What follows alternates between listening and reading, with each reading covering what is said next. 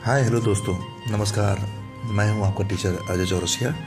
आज एक नए अध्याय से आपके साथ मैं जुड़ना चाहता हूं। आज के चैप्टर का नाम है राष्ट्रीय एकता। क्या चीज़ है राष्ट्रीय एकता और क्यों पढ़ेंगे हम राष्ट्रीय एकता के बारे में? हमारे देश में ऐसे कौन कौन सी चीज़ें हैं जिसका हमें मान सम्मान करना चाहिए? जैसे राष्ट्रगीत है, राष्ट्रगान है, राष्ट्रीय पुष्प है, राष्ट्रीय पशु है, राष्ट्रीय पक्षी है। इन सभी चीज़ों का हमें मान सम्मान करना चाहिए। चलिए शुरू करते हैं। हमारे देश में अनेक भाषाएं और बोलियां हैं। लोगों की खान पान और पहनावा भी भिन्न भिन्न है। इन विविधताओं के बावजूद हम लोग दशहरा, दीपावली, होली, ईद, बैसाखी, क्रिसमस आदि त्यौहार बड़े धूमधाम से मनाते हैं। कुछ पर्व ऐसे हैं जो हमारे राष्ट्रीय पर्व कहलाते हैं, जैसे 15 अगस्त स्वतंत्रता दिवस, 26 जनवरी गणतंत्र दिवस और 2 अक्टूबर गांधी जयंती। इन पर्वों को पूरे देश में मिलजुल कर मनाया जाता है। इनके अलावा हमारे राष्ट्रीय प्रतीक भी हैं। राष्ट्रीय पर्व और राष्ट्रीय प्रतीक हमारी राष्ट्रीय एकता की प्रेरणा स्रोत हैं। हमारे राष्ट्रीय पर्व स्वतंत्रता दिवस 15 अगस्त। कई वर्षों तक हमारे देश में विदेशियों का शासन रहा है। हमारे स्वतंत्रता सेनानियों ने संघर्ष करके विदेशी शासन से देश को मुक्त कराया। हमारा देश 15 अगस्त सन 1947 को स्वतंत्र हुआ। इसलिए हम प्रत्येक वर्ष 15 अगस्त को स्वतंत्रता दिवस राष्ट्रीय पर्व के रूप में धूमधाम से मनाते हैं। दूसरा है गणतंत्र दिवस। 26 जनवरी स्वतंत्रता के बाद देश के लिए नियम कानून बनाए गए, जिसे संविधान कहते हैं। 26 जनवरी सन 1950 को हमारा संविधान लागू हुआ तथा देश गणतंत्र घोषित हुआ। इसलिए हम प्रत्येक वर्ष 26 जनवरी को गणतंत्र दिवस के रूप में मनाते हैं। तीसरा है राष्ट्रीय पर्व गांधी जयंती 2 अक्टूबर। गांधी जी का पूरा नाम मोहनदास करमचंद गांधी है। इनका जन्म 2 अक्टूबर सन 1869 को गुजरात प्रांत के पोरबंदर में हुआ। गांधी जी ने सत्य और एवं अहिंसा के मार्ग पर चलकर देश को आज़ाद कराया। प्रत्येक वर्ष 2 अक्टूबर को हम गांधी जयंती के रूप में मनाते हैं। उन्होंने देश में विभिन्न जाति, धर्म तथा विभिन्न भाषा में बोलने वाले लोगों को एक सूत्र में बांधने का प्रयास किया।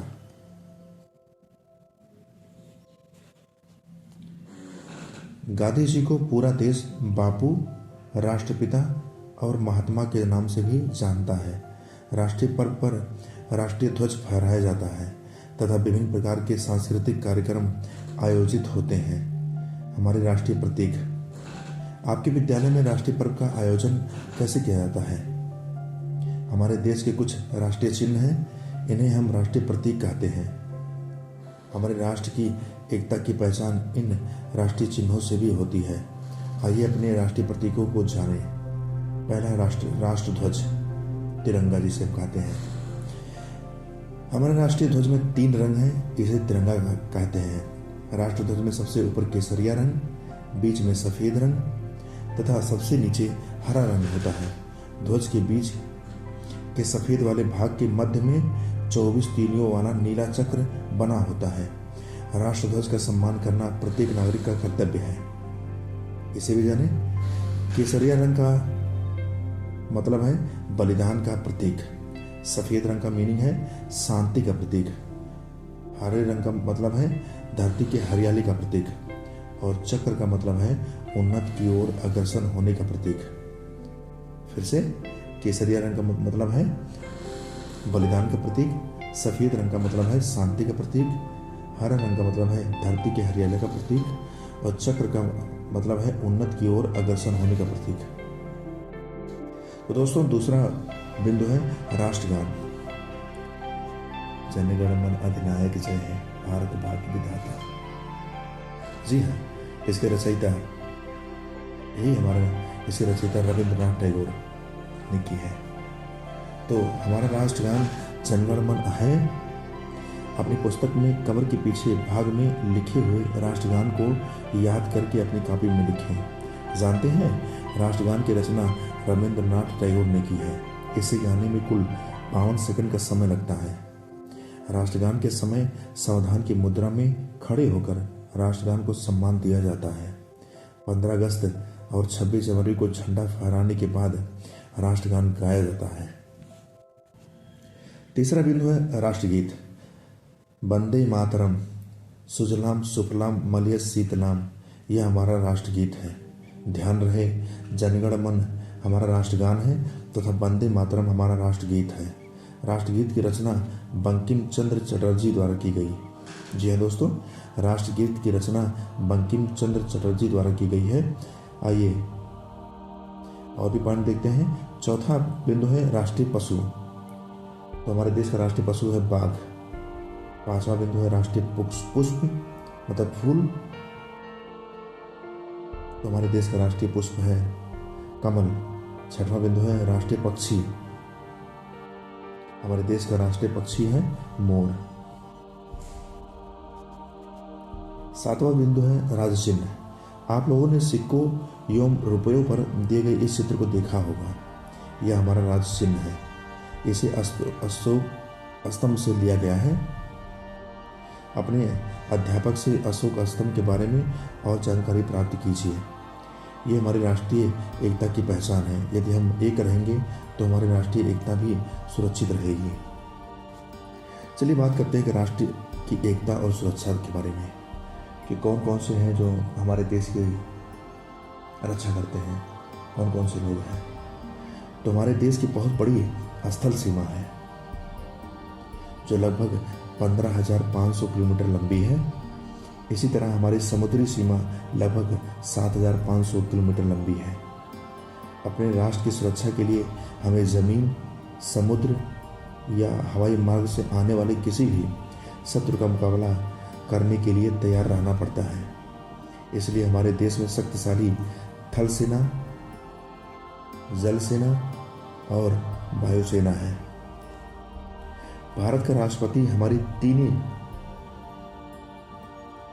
तीनों सेनाओं, थल सेना, जल सेना और वायुसेना का सर्वोच्च सेनापति होता है। रक्षा संबंधी कार्यों के लिए रक्षा मंत्रालय है जिसका मुखिया रक्षा मंत्री होता है। भारतीय थल सेना, वायुसेना और नौसेना के अलग अलग सेनाध्यक्ष होते हैं। ये युद्ध के समय आपस में तालमेल बनाकर अपने अपने अधीन सेना को आदेश देते हैं। तीनों सेनाओं का मुख्यालय देश की राजधानी नई दिल्ली में है।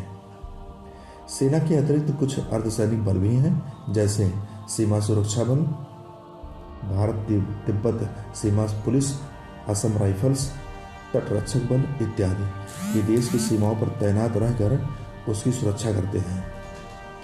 देश की बाहरी शत्रुओं का सामना करने के लिए सेना सदैव सतर्क रहती है।